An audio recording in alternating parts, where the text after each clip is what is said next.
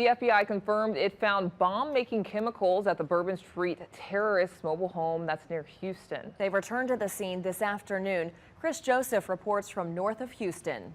Friday, law enforcement towed a car from Jabbar's neighborhood, but that wasn't the only new takeaway from his mobile home. The FBI confirmed they found precursor chemicals, which can be used to make bombs. Beyond that, details are limited. It's unclear who the car belongs to or how it may play a role in the investigation. The FBI didn't give any more information about the precursor chemicals found in Jabbar's residence, but their presence could be important.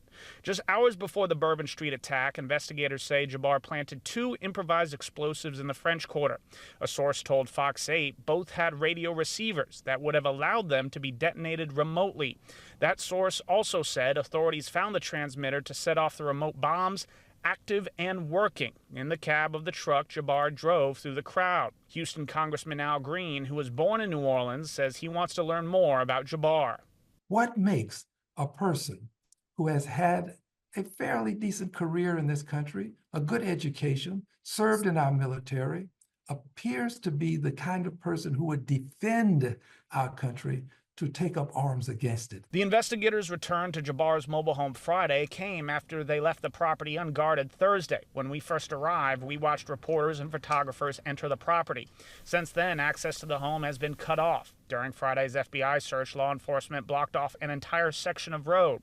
At-large Houston City Councilman Julian Ramirez has a background in prosecution.